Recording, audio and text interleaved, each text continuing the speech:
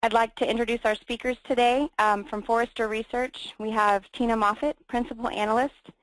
Tina serves customer intelligence professionals, focusing on marketing measurement and analytics. Her research agenda focuses on marketing attribution, metrics and measurement, ROI measurement and impact, data reporting, and dashboard effectiveness. And our presenter today from Adometry is John Dietz, Vice President of Products.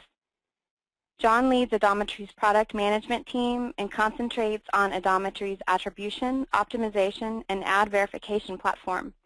John has patents pending for his work in this area, and he is based in our Seattle office. And before we get started, just a few notes about our session today. Attendees, you are in listen mode, which means you're automatically muted, and we will take questions, but please wait until the end of the presentations. At that time, you will be able to submit questions using the question section in the GoToWebinar control panel. So let's get started. Tina is going to kick us off. Please take it away, Tina. Great, thank you. And thank you everyone for attending our webinar, Measuring the Cross-Channel Customer Experience with Advanced Attribution. I am Tina Moffitt, Analyst on the Forrester Research Customer Intelligence team. I primarily focus on marketing measurement, effectiveness, efficiency, and specifically cross-channel attribution. I'm here with John Dietz, Vice President of Products at Adometry, and we'll share our thoughts and findings on this white-hot topic of advanced attribution.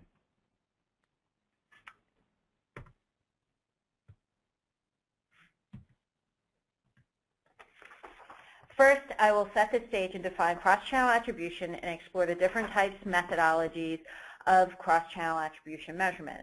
I will share with you the key concerns marketers have with measurement and specifically with attribution.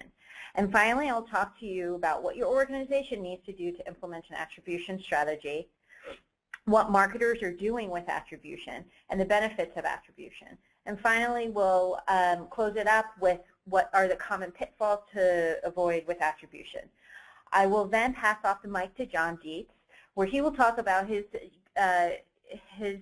findings from real-world attribution and share his experiences when implementing and managing different attribution measurement approaches. Before I begin, I'd like to set the stage around this topic of attribution.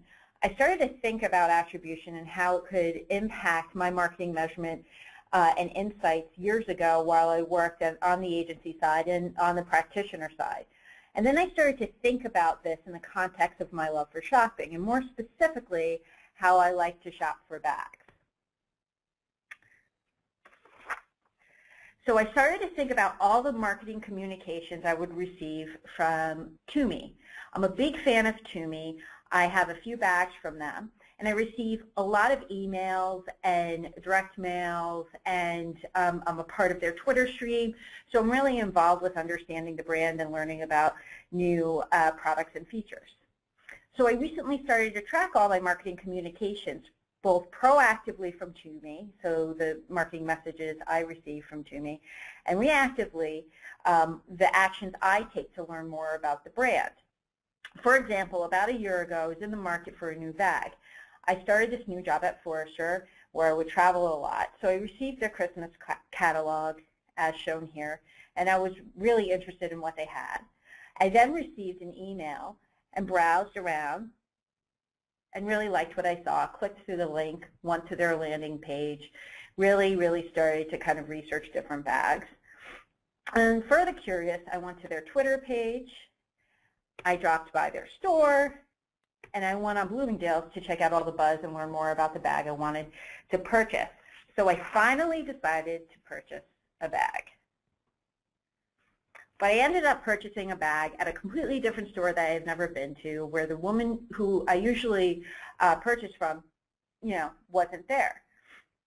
So the marketer in me couldn't help but to ask, out of all the marketing communications I received and the proactive interactions that I initiated, which interaction should get the appropriate credit for the sale? This is a great example of how attribution can help marketers and analytics folks alike understand the true value of the channels and tactics and the customer journey buying decision. It also uncovers how complex the customer journey is, which in the end makes measuring marketing effectiveness and efficiency very hard to execute and manage. And ultimately, how different interaction points influences a customer's decision to engage with the brands. Brands proactively and reactively push out different messages, offers, and content at various stages of the customer life cycles and across different channels, both on mobile devices, on the web, social channels, and through traditional media channels. And with the proliferation of all these devices, specifically digital, the brand has more options to reach their customers in relevant ways in real time. And on the flip side, customers also create this proactive dialogue with the brand. They can reach out to the brand at any given moment. They have that direct connection with the brand.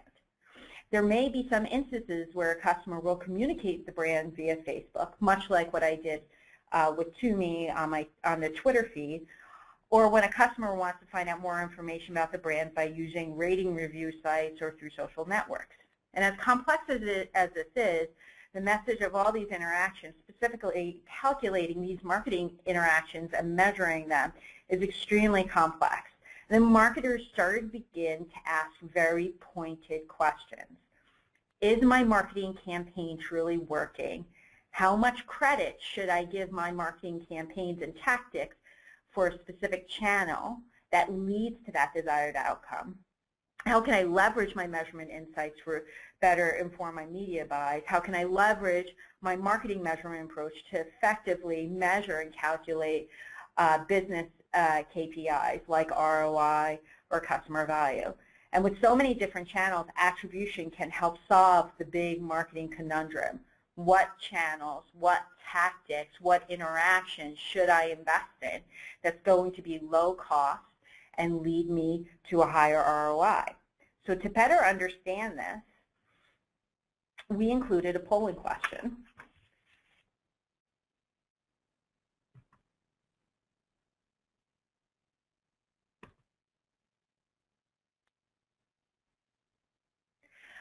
We encourage everyone on the phone to answer. How many in the audience are buying just specifically digital media, offline media, or both? We want to understand where you marketers are focused on in terms of purchasing. I anticipate many marketers are invested in both online and offline channels, which makes measurement extremely challenging. But if they're invested specifically in offline channels or specifically in digital media, it still makes it very complex to measure because the customer is now in control of the relationship and because of the different ways the customer can reach out with the brand. So at this time, I think we may be closing up the results. So for those attending, digital media, both on and offline channels are a primary focus for those on the phone, which again is no surprise. So marketers are focused on both of these channels to reach their customers and to drive more revenue. And they need the right information to help plan their media buys, inform marketing budgets, target better, and determine which tactic and creative is working. And then ultimately to understand the customer purchase path and how marketing efforts can impact them, either positively or negatively. And attribution can be a tool where marketers gain a clear picture of what's working and what's not working. But before we go further, let's kind of take a little step back and talk about what we mean when we say attribution. So Forrester defines attribution as the practice of allocating proportional credit to all tactical marketing communications across all channels that ultimately led to that desired customer action.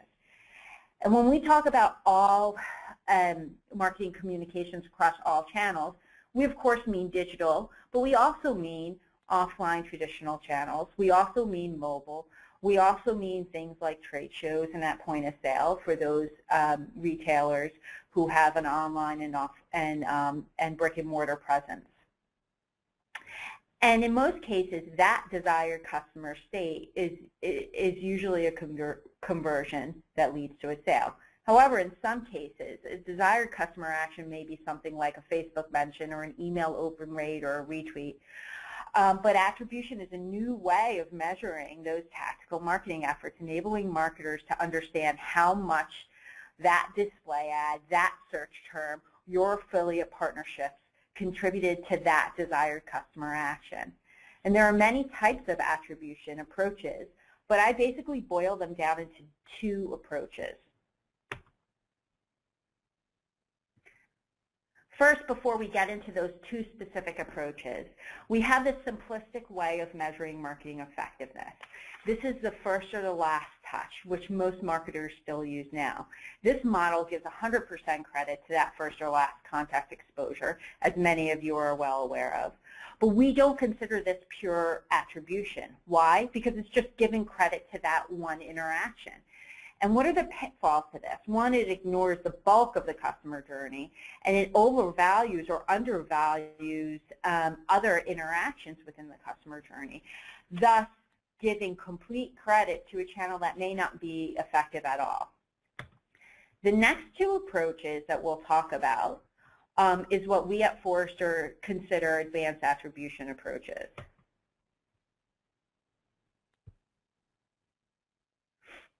The first approach is a rules-based approach.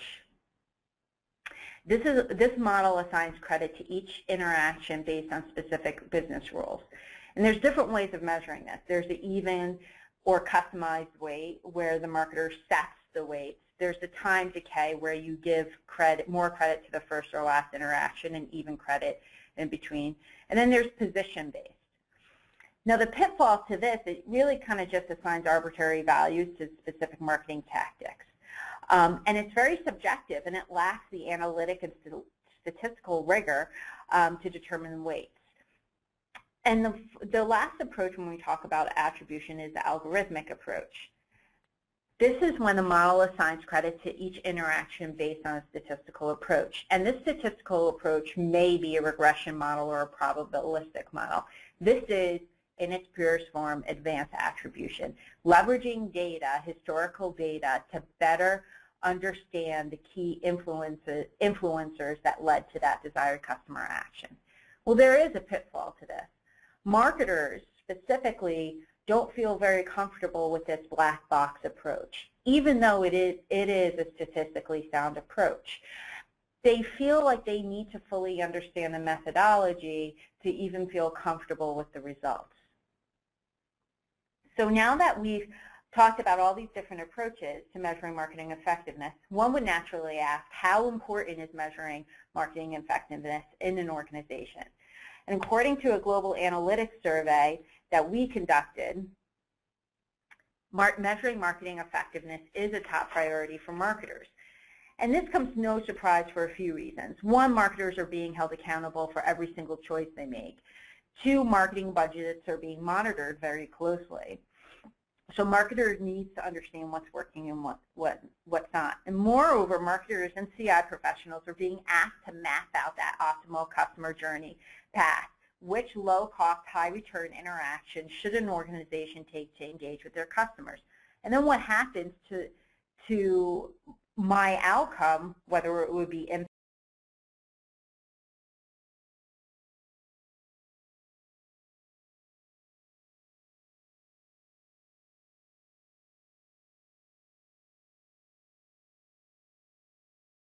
on ROI or profitability if I took away one interaction during that customer journey path?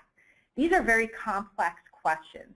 So naturally, we want to know from you guys, through our next polling question, how are you getting a unified view of your customer today? Is it through last click attribution? Is it through fractional, data-driven advanced attribution? Or do you use your own in-house approach or tools, or you don't measure it at all? Most organizations, from our research, are still on that last first click interaction model. But don't fret, they're moving away from it, most marketers, from that methodology and adopting a more advanced approach to assign credit to interactions. It's becoming a more of a priority from them. And as we close out this poll,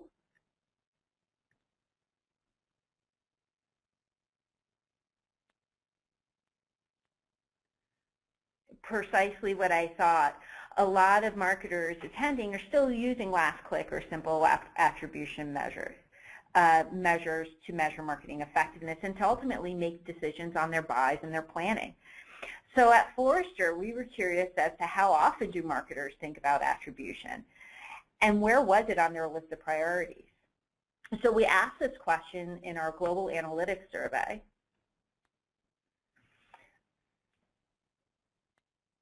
Of the following types of customer analytics techniques, which techniques does your organization use or plan to use? And not surprisingly, about 39% of marketers are either piloting or currently using attribution. In the longer term, we'll see an additional 15% planning to use it. So attribution is slowly becoming a top priority among the analytics and measurement exercises employed by an organization. Targeting models and segmentations are still a top priority, but they're maturing. Organizations are becoming very savvy in terms of developing those measurement, those analytics techniques. So their focus is now going towards understanding that complex customer channel relationship, the complex cross-campaign impact, and to develop that ultimate customer journey path. But out of those employing attribution models, what are they doing with the results? At Forrester, we found that marketers are leveraging those attribution results to inform marketing plans and media buys.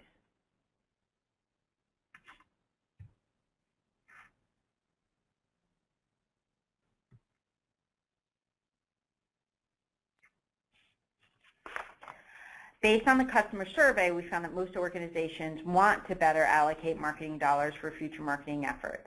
Additionally, they want to gain a true channel insight and to determine what best interaction points are performing better.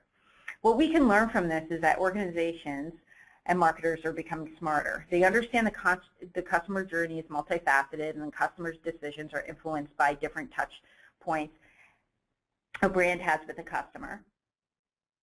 And that being said, marketers want to ensure they're allocating the right dollars to the right channels and the right campaigns so they have the true channel performance. The surprise here is that customer insights and path to purchase analysis is not top priority for marketers just yet. The hypothesis is marketers just want to make sure that they're measuring channels and campaigns right. We anticipate that further down the line within the next 12 months, and I'm starting to see this now, that more marketers are starting to ask, well, what is the best interaction mix? Is it 3 touches or 4 touches? Out of those touches, what channels and what campaigns are the most effective? What happens if I take away one of those touch points? Will it impact that customer action? If so, by how much? These complex questions are starting to bubble up based on the interviews and inquiries that I take from marketers. So, given all this data that we shared today, why should marketers even consider employing an attribution strategy or an advanced measurement strategy, and why should they care about measurement at all? Well, we found that marketers can benefit from employing an advanced attribution approach. First, it empowers marketers to place smarter bets and to boost performance and ROI by identifying and eliminating marketing and media plan waste, such as understanding where media buys may overlap within a given customer segment and providing marketers with insights to focus their budget and resources on what actually works. Attribution gives media buyers the ammunition when negotiating on price. Since they know how the inventory has contributed to their performance in the past, marketers have a clear understanding of the value of that inventory and can more confidently walk away from a distressed inventory if they know that they're overpaying based on their attribution model. Secondly, it allows marketers to be nimble with greater precision. The insights generated through attribution are also used for marketers to inform their media buys and search bidding terms and build more effective contact strategy and campaigns. Increasingly, attribution systems are becoming more closely tied to the decision-making process and even gives the execution of certain marketing campaigns, enabling marketers to be more nimble with their decisions. And finally, It allows marketers to consolidate marketing performance data. They use attribution as a way to build a single view of their performance data, improve multi-channel reporting capabilities, and establish or try to establish the single version of the truth. One of the more immediate benefits that marketers realize when implementing an attribution measurement strategy is deduping data to flush out double counting and the drivers of conversions. These things, in terms of managing data, is really important for marketers to get a handle of, so they understand the condition of their data and what is driving a customer's decision to interact with the brand. So at this point, I'll pass the floor over to John Dietz, where he will provide his point of view on some of the benefits of attribution. John? Thanks, Tina. That was a fantastic overview of why attribution is important, as well as Forrester's opinion on attribution. So, so this is John Dietz. I am the Vice President of Products for Adometry. And what I want to go through is some more specifics about attribution, both interactive attribution and cross-channel attribution. So this is Forrester's definition from their cross-channel attribution wave report. This is the same thing that Tina talked about, so I don't need to go through and read it. We have the same view that Forrester has. But another thing that I wanted to call out from one of the Forrester attribution reports was a quote that I found really telling, which is a quote from a financial services marketer who said in the Forrester report, based on one of their interviews, "We now use attribution to inform nearly every decision we make about interactive marketing." And I think this is, based on some of the surveys that you've seen from Tina's presentation, this is an attitude that we're seeing more and more often, which is that desire to make marketing decisions based on real data that's going to drive real results. So what I'm going to present on attribution is not just a sales pitch, but really what's important from an attribution solution. So what are the kinds of things you should really look at when you're considering an attribution solution, and how do you evaluate those? And so I'm going to split up into three things. So one thing that's very important from attribution, and I'll talk about these in a little more depth in a little bit, is really this idea of complete data. As with any kind of data processing, there's a little bit of a garbage in, garbage out aspect to it. For you to do analysis correctly, you really need to have a certain volume of data and the right data as well, the data that's really going to inform the decisions that you're going to make. The next thing is that you have to have a solid model, and Tina talked about the models as well, a simple model versus an advanced model. You want to make sure that you have something that's going to generate accurate results and that you can actually do something with, which really leads me to the last and possibly the most important is, well, what are you going to do with this? So it's not just about having a bunch of data and generating a bunch of results. As a marketer, you need to be able to act on this data, whether it's recommendations or some specific guidelines or even feeds into other systems. So from my perspective, these are three really important areas that you need to look at in evaluating any kind of attribution model. And I would even include things like last click or really the simple attribution models. You still need to think about really these three aspects of that. So let me start by looking a little deeper at really the complete data set that you need to think about when considering an attribution solution. So I would say you have to take two approaches to data. One is you need to start broad and then go deep. And what I mean by that is you have to consider channels. So search is a channel, whether it's paid or organic. You might say display is a channel as well, so you're going to bring in display data. You can add in email. So it could be a direct mail or online email, and you can go more and more channels. And the more channels, the better. So I can add television. I can add social and coupon sites. I can add mobile. I can add even offline data, so people going into a store. So you really need to start off by, when we talk about those marketing touch points, Tina talked about how she shops for a bag. We want to consider as many of those touch points as possible to get an accurate view. But it's not just about going broad and getting all those different channels. It's about getting depth within each channel in terms of, well, what are the things that are going to make a campaign within that channel more or less effective? So if I look at search, let's see if there we go. There are things like keywords or what search engine I'm using or targeting. I jumped a little ahead of myself. Display has a lot of data. I can think about what sites I'm on, what my creative is, what geography I'm hitting, audience segmentation, how long the ad was in view. Was it above the fold or below the fold? What type of site was it? Was it news? Was it entertainment? Day parting, frequency. I can go to email and I can look at things like, well, what was the messaging in my email? What audience was I sending that to? What were the parameters of how I sent it out? So it's really important. I mean, it's obviously a big data problem, and it's really important to not just go broad in terms of the channels, but to have a depth of understanding of what the elements of each of those channels are and how those will contribute to that data. So I kind of touched on this, but why is it important to get the complete data? And so this is a screenshot from our attribution product, which is showing some audience segmentation. There's really, when you think about all these touch points, you can see I put some comments in here. What we're seeing is the average campaign tracks over 7 marketing touch points per conversion, with about 60% of those conversions coming from multiple channels. Now, of course, it varies by campaign, but that's a lot of touch points, and you can start to see that if I'm only capturing some of those, I'm not getting that complete picture. So that talks to some degree about that breadth.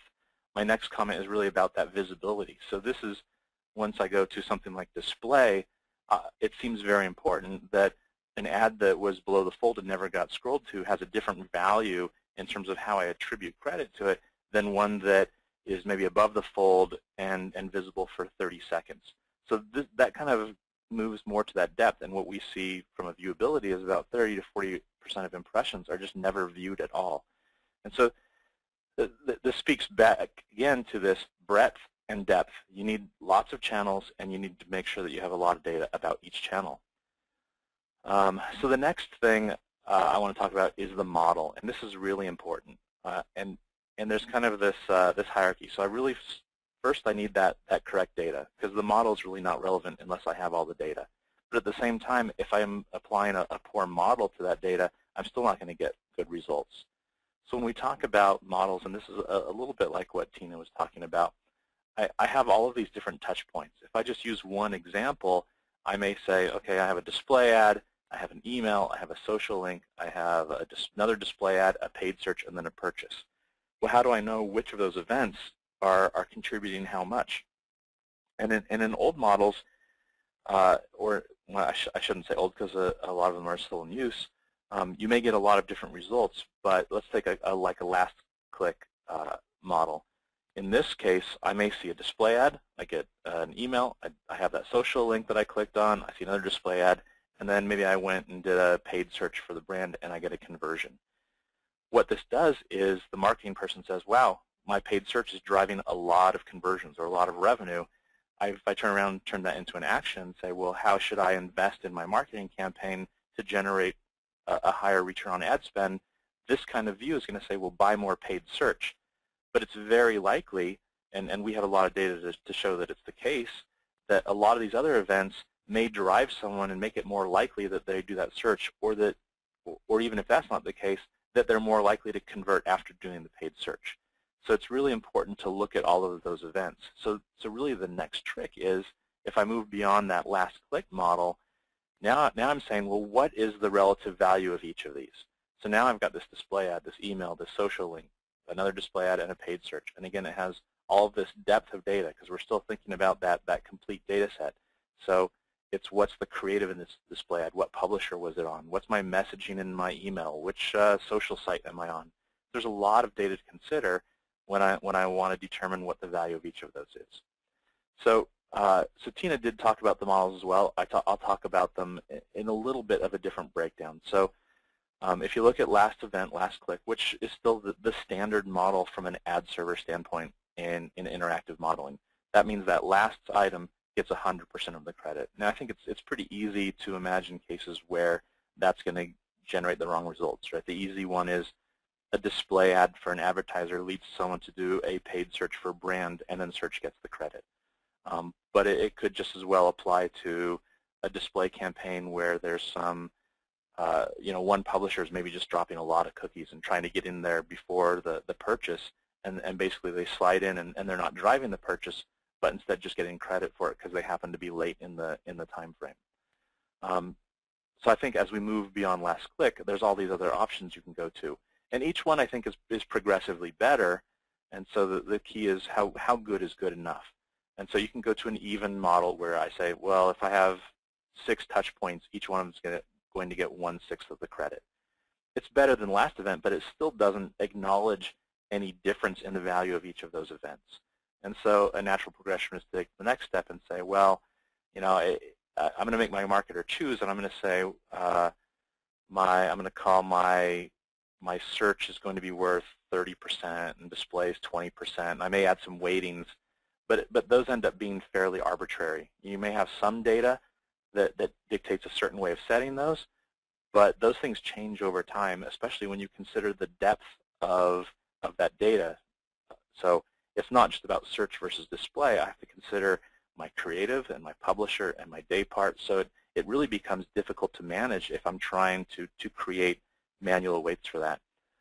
Rules-based would be that next step, which is, okay, now I'm gonna build some decay rules or some split rules or create a model that says, you know, first touch versus last touch.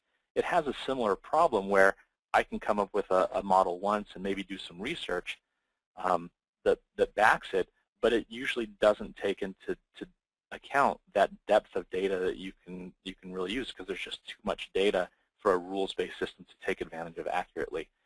And so the last thing on there, which I think is what we usually refer to as advanced attribution, is really that data-driven, or as Tina called it, algorithmic approach, which is I've got all of this data, I can feed it into a model, and I can take a probabilistic look at how much each of those events is contributing to that person converting.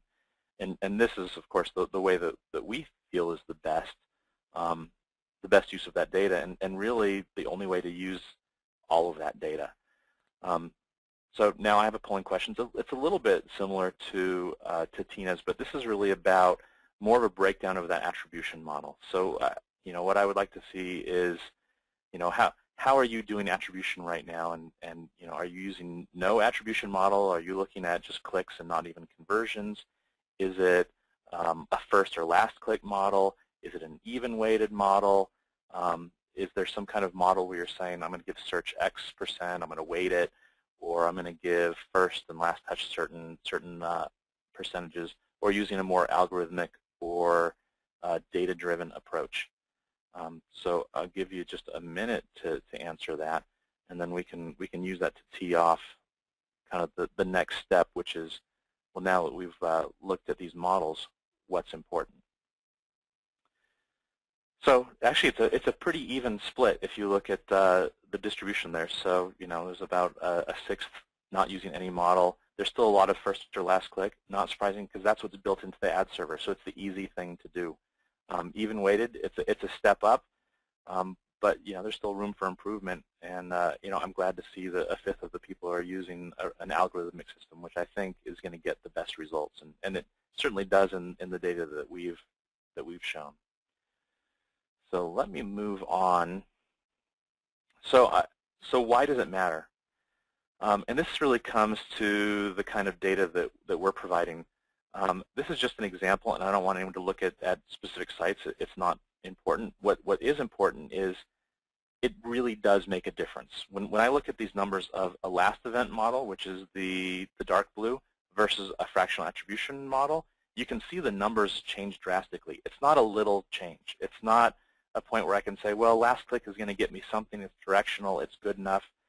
You know, it might be good enough if you have so much budget that you don't need to consider what the results are. I don't think a lot of people are in that state. It does make a very big difference. I mean, you can see in some of these publishers, you know, it can make a difference of over 1,000 conversions, or a really significant amount of dollars in your effective cost per acquisition.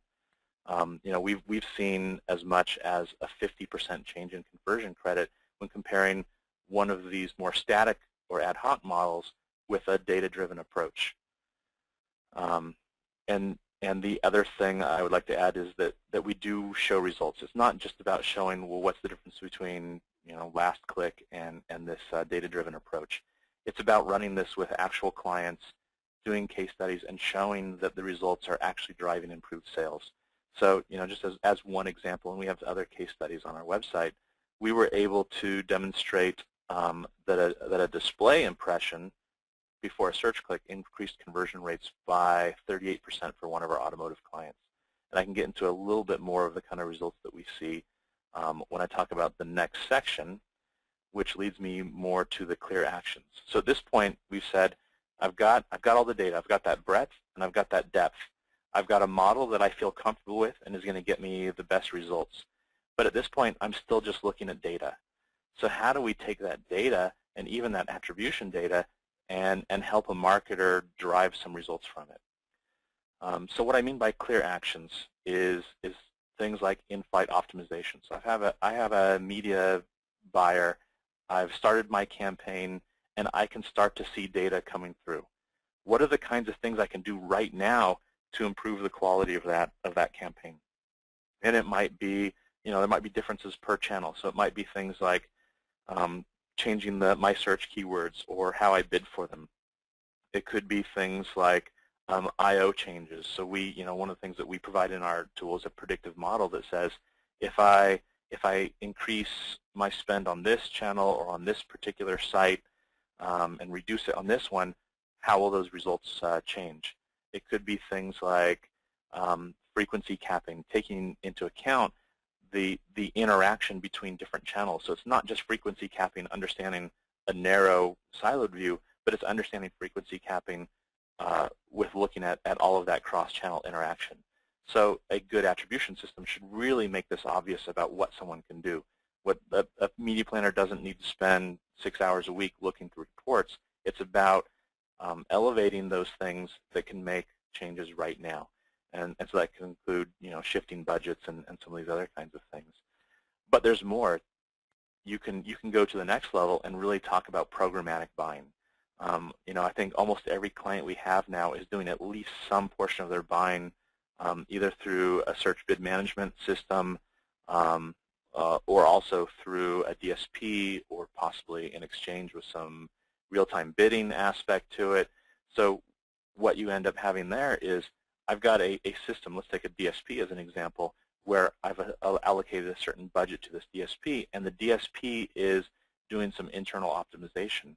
Now the problem you can run into is that the DSP only has access to the data for the inventory that they're serving. So a good attribution system should be able to feed information into that DSP so that the DSP is optimizing against really the same metrics that the client or the advertiser is using to judge the success of the campaign. So if I'm looking at it from an advertiser standpoint and I'm looking at this, this really strong attribution model that's looking at all of these different channels, and yet I'm feeding budget into a DSP that is using a last-click model only looking at display data, it's really not going to optimize that data correctly. So this is another area where an attribution system can really improve the results of a campaign without a lot of work on the media team. And the last thing, of course, is feeding some insights into planning for a next campaign. So this is really about using the data that you've established, looking at your descriptive model. So what happened in my last campaign or what's happening right now, and saying, well, what are the tactics that are being really successful? So for us, it's been a lot about showing different dimensions. So, it goes back to that depth as well as breadth view of the data, which is, it's great for me to say that display is working well, but I want to know, are there certain audience segments that are performing well? If I'm using Datalogix or Targus or Nielsen or one of these things, can I figure out which segment performs really well so I can target that in the future? Or are there certain day parts that are performing well? Or are there certain types of sites, contextual or news sites performing well versus medical sites? So this is where you really have a chance to move the needle in terms of a planning situation where I can look at my budgets across channel. How is search interacting with email, with display, with my offline data? I talked a little about audience. I talked a little bit about which publishers are performing, and you can bring that in and start to build a really data-driven media plan that's going to drive better results.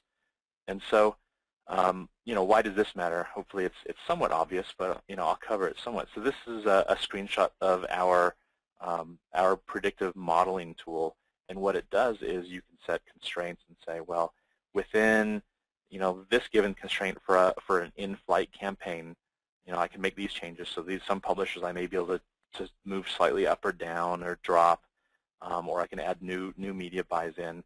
If I have this budget constraint, given my history for this particular campaign and the creatives and all of that kind of thing and any offline data, what would be my ideal mix, either between channels or within channels, to get me the best results? And so what we do is we run through this predictive model. We find that optimal mix within those constraints. So I can say, in this case, if I have a $200,000 a month budget, I can come in and say, well, just by making these changes, it may be upping something by 15% or dropping something by 20%, but if I just make these changes using our predictive modeling, which understands the interaction between the channels and the sites within the channels, I can predict that I will be able to decrease my effective CPA by, in this case it says 13%, or increase my overall converted visitors by 12%. So you can get really strong results just by using some of these kind of tools that are looking at those interactions, which would be very difficult for someone to manually do via something like Excel. And what we've seen, and this comes directly from some of our case studies, is that using this kind of data, you can see an immediate 15% improvement in conversions or saving, depends on if you're optimizing for more conversions or to reduce budget. But we've seen for one retail client a 15% increase in conversions. We've also seen, I guess that's a 15% reduction of cost in that case. So in another one, we've used these optimization recommendations. Oh, I'm sorry, I screwed up that first one. That's frequency capping. So in one client, we were able to reduce their cost by 15% and get the same amount of conversions just by doing some frequency capping. In the second one, we used this optimization tool to optimize their media campaign, and we were able to generate a 19% increase in conversions over just 2 months. And so the results are real. This isn't just an academic exercise. We've shown results, and we can really get them. So just a quick background about Adometry. I'm not going to go into a full background, but we were very happy to be included in Forrester's interactive attribution wave report just a few months ago, earlier in this year, and we were named one of the leaders. We did have very high scores for quality of methodology, input management, and actionability of outputs. And that's not a coincidence. When I go back and talk about things like completeness of data, or the accuracy of the model, or really what you're going to do with it, the one that I like to focus on most, that we scored highest on, is that actionability of the outputs. Data is useless if you can't do anything with it. And so that was we were very pleased to be included in that. We've been growing fast. We have a lot of great named clients. We have a lot of agencies using us. We have a lot of advertisers directly using us. We're doing more and more channels. I mean, what I've seen change in probably the last 18 months is that early clients would come in with display and search. But what I'm seeing in the clients that we've served, that we've added in the last couple of months, is 7, 8, 9 channels per client. It's going much broader, and I love to see that because I think we get better results that way.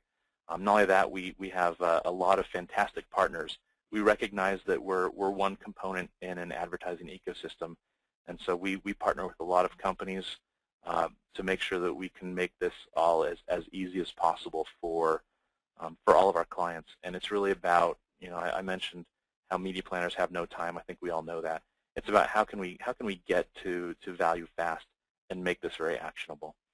And so, I didn't go a lot into our specific product. It was really more about attribution, but we would love to talk to anyone and do demos and dive in really deep. If you're interested, please come to our website and request a demo. And so I will pass it back to Tina now, who I believe is going to talk about some pitfalls to consider when considering attribution. Great. Thank you, John.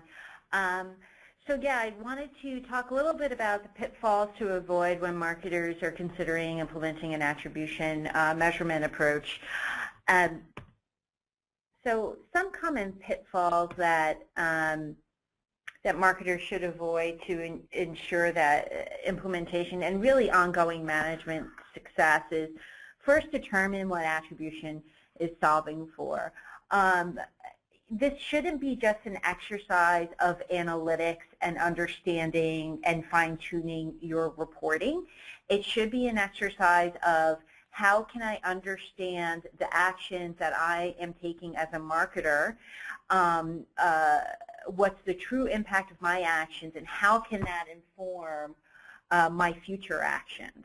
That's number one, right? And you need to understand that. And then secondly, what are you trying to do with attribution? Are you trying to increase those business KPIs like revenue, customer profitability? Are you trying to reduce costs and increase efficiencies?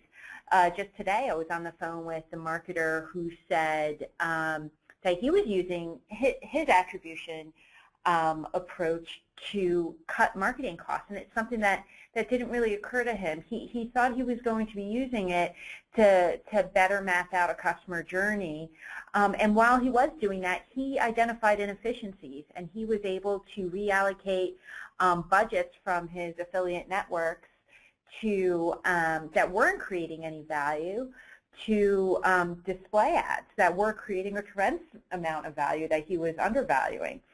So identify what you're trying to solve for, and that will help you understand and effectively measure your marketing tactics and actions. Secondly, leverage digital data first. And I say this, I mean, my coverage area is around cross-channel attribution, so I consider all channels when I talk about attribution. And I say leverage the digital data first because attribution started as a digital data exercise. It started for digital marketers to better understand how effective display and search, and it quickly expanded, and given the advancement of different methodologies and approaches. So it's important to understand, and John talked about this, not only the different channels that you do have, but the quality and the depth of data that exists within those channels. You need to understand what data you can capture and what data you can't capture, and then determine which additional customer data and offline marketing data can be leveraged at that point. So it's almost like you need to master the digital component first and then incorporate the offline channels, unless you have a clear path of subscribing the offline channels to your attribution model. Third is tying into really the second point, make sure you have access to the right level of data. Make sure your partners can provide you with the right level of data. Make sure you can connect all those data points so it's clear to understand what different types of data you have within each channel. Fourth is to test.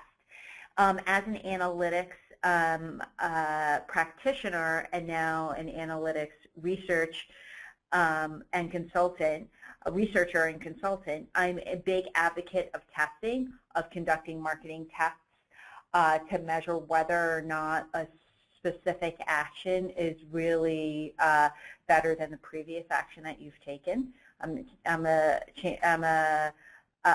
big proponent of doing champion challengers, you know, the typical things marketers should do. Attribution is no different. If you are making marketing changes based on your attributed results, you need to measure whether or not those changes are actually better than the way that you have planned your marketing strategy in the past. Every marketer should employ a testing methodology. And specifically with attribution, if you're making those key decisions based on newly attributed data, you really need to look at whether or not this methodology of that's informing your media planning and your marketing planning is really working. And then finally, don't act alone.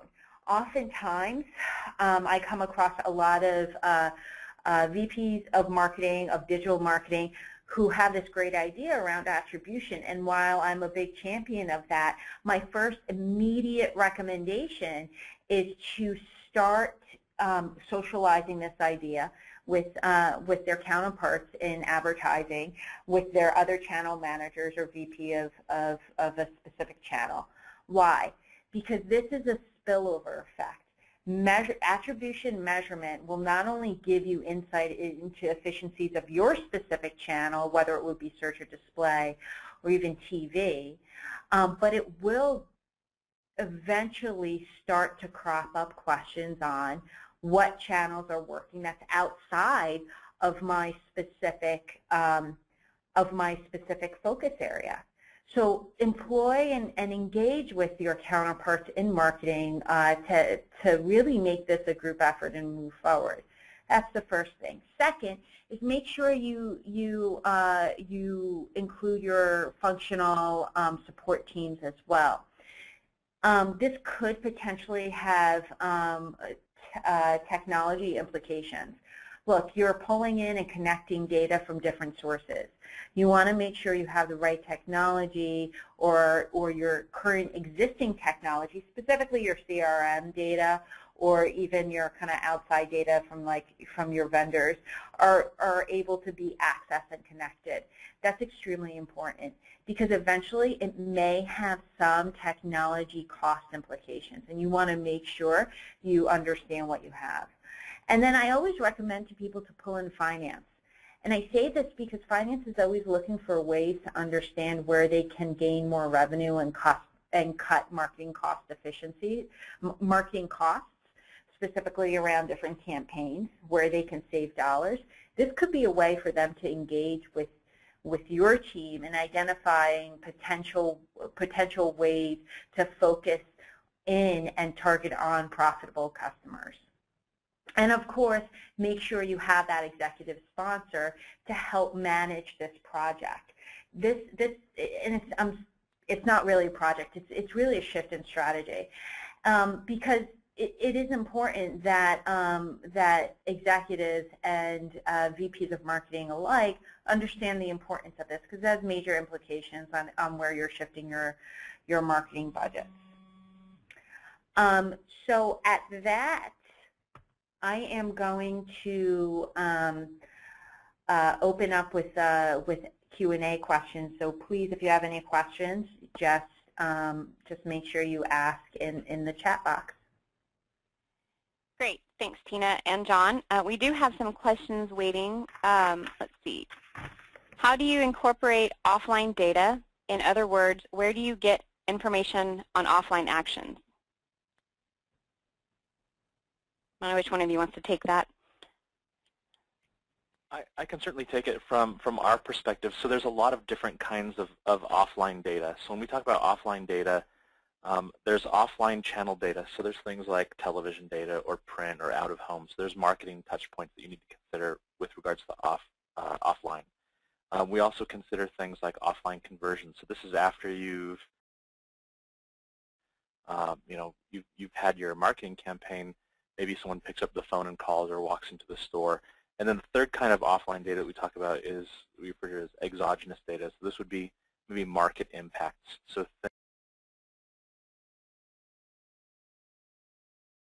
things like does weather impact conversion trends, or does the stock market affect how your product may be selling, that we need to take into account when building that attribution model.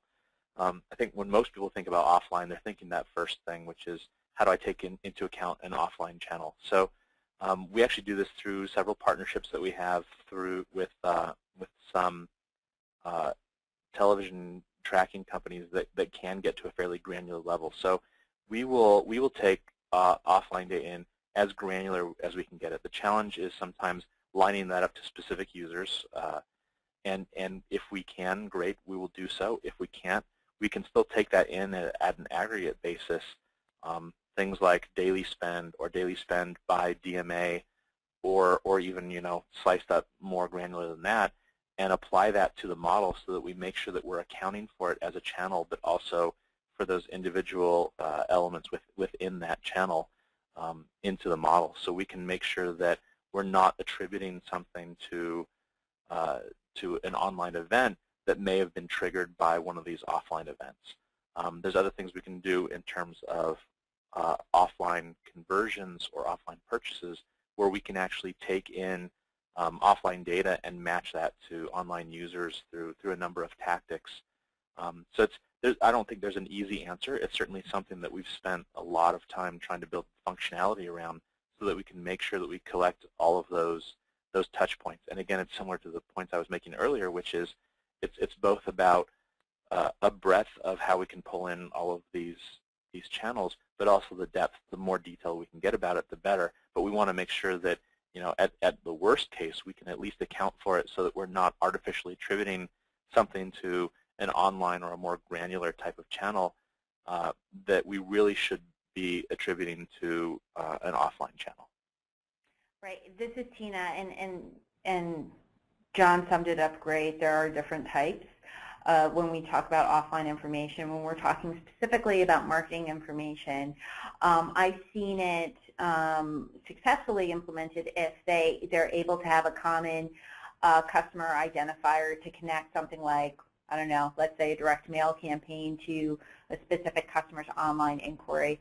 If they have that information, it's definitely a challenge, but in lieu of that challenge, what you can do is apply statistical approaches to assign probabilities of people seeing that television ad, of receiving that direct mail tactic, of seeing an FSI given the location and probability of them seeing that information. It's additional data that can be added, and at least it's a representative of something that else is going on in the market as well. Great. We do have another question. What are the pros and cons of using regression versus probabilistic model in advanced attribution, and do you have a preference? Oh, that's a great question. So I am familiar with regression approaches. I used to employ a lot of regression models when I was a practitioner, and I'm a big fan of regression-based models if they're valid and kind of strong. I think it gives it lets the data tell you the level of influence through the coefficients, right? So if I have X amount of independent variables that could be potentially influencing the dependent variable, it clearly delineates the potential impact of that, and it also takes into account things like time lags and things of that nature. So I can say that the regression-based approach is merely my preference in terms of comfortability, in terms of use. I don't know, John, if you had a point of view on that. I do. It's kind of a funny question because I mean the bulk of our model is probabilistic, but we certainly use regression models as well. So it may not be a natural question where you would go into an attribution vendor and say, well, do you use a regression model or do you use a probabilistic model? I think most have to use some combination of the two. Really depending on the level of the data you have, especially when you're pulling in a lot of different data sets from a lot of different channels. You have to basically leverage a combination to get the best results. So I mean, we feel pretty good about the probabilistic model that we run in terms of our descriptive model, but for other models that we run, we definitely use some regression models as well. Great, thank you. We have another question. Is there an entry level of marketing spend needed to make attribution valuable? John, do you want to take this question since you're probably closely aligned to it? Yeah, we get that question a lot, and the truth is there is. I hesitate to write a solid line that's saying it has to be X dollars a month, but there's a certain number of transactions and success points you need to make it statistically valid to do this kind of analysis. So if your budget is fairly small and you're doing 100 or 200 conversions a month, it's going to be hard to build a really solid model using the kind of approach that we take, an advanced attribution approach, with that few of data points. So it's less about budget and really more about the amount of data points that you have coming into your system. Well, and it's also linking that statistically valid point that you had just said, right, with how much of an investment do I need to make into my attribution model given the number of transactions I have, and then doing a cost-benefit kind of on the back end. That's right. That's right. Yeah. And certainly, that's an analysis we do early in our sales process to help people understand, if this is something that we can really help with, or if we don't think we're going to help. I mean, we don't want to sell to people who aren't going to be successful with our products. Thanks, John and Tina. We do have another question. How do you make the data actionable in real time into optimization strategies? The biggest struggle we see is the abundance of data and the challenges in feeding that into bidding algorithms. Yeah, so I think a lot of the attribution tools that are out there do provide some type of recommendations, right, in terms of where they should allocate budgets. Now, in terms of being linked to real-time bidding, John, do you think you could take that portion of the question? Yeah, for sure. So it's a combination, and I tried to hit on this a little bit in my kind of the clear actions portion of the presentation. So part of it is definitely those recommendations to say, well, here's where we think you should spend, but that requires someone to still take an action on it. So we've done actually a lot of work in the last several months on working with, various bidding platforms about how do we feed our data directly into these platforms, and we're working with several of them right now on taking those insights and those recommendations and turning them right into the data that they can optimize against within those systems. And so that really allows those systems, like I said earlier, to optimize against the same metrics that we're reporting on, and doesn't require a media planner or a media buyer to come in and go change things. Those kind of benefits from an attribution system can be realized really quickly because it doesn't take a lot of touch once all those plugs are in place. And I also think that's a great question because I think naturally people who are employing attribution models are starting to ask that question.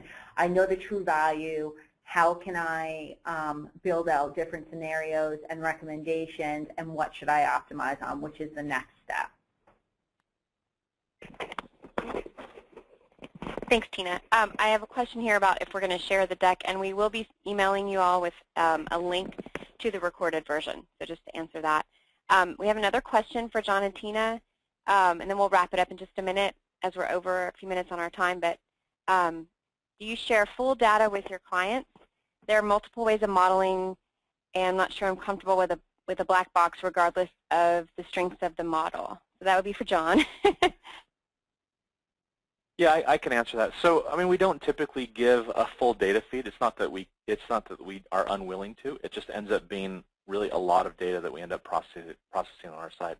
So we have done a lot of custom models for our clients where we would take our data-driven model, and if a client was using another model that said, I want to take this first touch or last touch or one of these other models, we can implement that and show how the results would come out in our system using that model versus our more data-driven model. So I understand that it can be a big step to say, I'm going to trust in this system that's really generating this. And we try to be very open about how we generate these results. But the truth is there's a lot of complexity in it. It's not always easy to understand why the system said, buy more of this versus some of this. And so we do have that ability to show multiple models within our interface. And certainly if pressed, we would be happy to share the data with the client. It's just that it's logistically difficult to do that because it tends to be really a lot of data for some of these bigger clients. So it's, like I said, it's not a matter of unwillingness. We want to make sure that the clients get what they need and are comfortable with the model. So we can do multiple models, or we can share the data. And let me add to that. I think for that question, I completely get the need for wanting to understand the complexities of the tool and how they calculate. I think at this point, if you're faced with that, it's really important to engage with your existing analytics support team to help you understand what approaches they're taking, how they're passing off data, what the constraints are in terms of accessing data and extracting data, things like that. So you as a marketer can feel a little bit more at ease with passing off information to and understanding the methodology and the model behind the output. So it's important that you guys have on your side also the right analytical support, whether it would be internally or through your agencies or through different analytic partners or your MSPs, to help you understand what exactly is going on behind the scenes. Thanks, Tina. Okay, we have one last question. This is Adometry specific. It says, does Adometry have an API to feed into a BI tool or data warehouse? Yeah, I can answer that. So we actually do that with several customers. So it's not an uncommon ask. It's the same reason that we partner with like data management platforms. We recognize that while we're collecting and processing a lot of data, we may not be the end-all, be-all of the view into that data. So we're very open to feeding that data. API is available. We can also just do file feeds, and if a client wants to pull that into a data warehouse, we certainly welcome it. We don't have any problem with that. Thanks, Don. All right, guys. Well, that's the end of our session. We're out of time. So thank you, everyone, for attending our joint webinar with Forrester Research and Adometry. And as I mentioned earlier, we will be emailing you with a link to the recording of today's presentation. And if you do have follow-up questions, please feel free to contact Tina or John directly. Their contact information is up now on the screen. Thank you for attending, and have a great rest of your week. Thanks.